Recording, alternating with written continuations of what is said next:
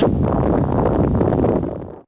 this is Matthew from MiniWarGaming.com, and this is part one of making of another mini-series, I guess. The creation of an endless swarm, and this is part one. Basically what it is we are creating a roughly 7,000 point Tyranid army based around an Arctic theme, and we're going to be talking about everything that's going to be involved in this, strategies involved and why I choose it. I've already created one Tyranid army before, it's about 7,000 or 8,000 points, and so now I'm trying a new color scheme and a bit of a different build with all the things that I've learned and the mistakes that I've made and all the games that I've been able to play. So hopefully throughout all this series you're going to learn all sorts of things about Tyranid. So if you are an avid Tyranid player, then hopefully you'll enjoy this, and if you're thinking about starting a Tyranid army, then this could be exactly what you need and help you with all the crazy biomorphs and the options that you have with your Carnifexes and everything else, and help you to choose which units you want to use. Or if you just hate playing against Tyranid players who always kick your butt, then the strategies that I'll teach here, you'll be able to learn how to counter them as well.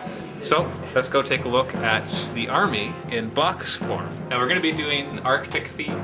It's actually inspired a lot by Blue Table Painting's Ice Nymph scheme, so we thank them a lot for the inspiration here. Although we're going to be going away from it a bit, I still like the ideas behind what they had, and that's what's inspired a lot of this project. So we're going to be doing something very similar to that. And what we have here is we've got 6 battle forces. Now you might be wondering, Matthew, why did you buy battle forces when you could have bought the Tyranid Assault Brood? And I'll tell you right now that for some strange reason, Games Workshop decided to make the Assault Brood less of a deal than the battle forces. If you buy a battle force, you save about 38% off of what you would have spent if you bought the models individually. If you buy an Assault Brood, you only save about 31%, if my calculations are correct. So it turns out that if you want to build a big army, buy lots of battle forces. Don't buy the big Assault Brood. I don't know why they did that. It seems kind of odd that you would sell one thing for $5 and 2 for $11. Usually you do it at a smaller price. Maybe it's just the way that the prices were adjusted and it turned out that way. I don't really care. I bought 6 battle forces. The reason I bought 6 is because I actually wanted 5 Carnifexes, and 1 comes in each of them, and I wanted a 6th Carnifex in order to create the Trigon. Now as a consequence of this, I have 48 Gene Stealers, which are a superb unit. We'll talk about the choice of units and maybe a different part or another segment of this.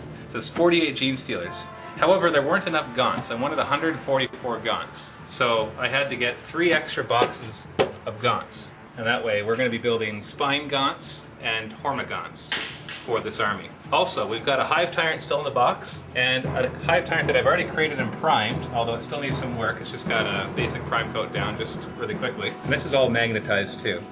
And we'll teach you how to do magnetization as well. And then we have 8 Raveners. One of them's already put together. And we have 3 Zone Throats, which are superb units for taking out groups of Marines or taking out tanks. We have 3 Lictors, and I've already assembled one of them. I was just experimenting with a different pose than what I normally had. Usually they're standing up, but I wanted him to be lunging forward or sneaking around. A little more appropriate for Lictors. And then we have 3 Tyrant Guard to go with the 1 Hive Tyrant. And then we have Mr. Broodlord over there, and he's probably my favorite unit. But, of course, what would a large Apocalypse-sized army be without Forge World models? We're going to have 3 Apocalypse units. 2 of them from Forge World and 1 that I'm going to scratch build myself. The first one is our friend the Scythe Hero Duel. I've already put him together. I didn't magnetize him like I did my Barbed Hero Duel in the other army, if you've seen that. And the main reason for that was because I had just put together a ton of things and I magnetized a lot, so I just didn't feel like it. So I just glued it together. But you don't really have to worry about it anyways. I did magnetize the base, so that does come apart. So that'll make for easier painting and storage. He's worth 700 points on his own. And then of course, the pièce de résistance, as they say in France, is the Hierophant.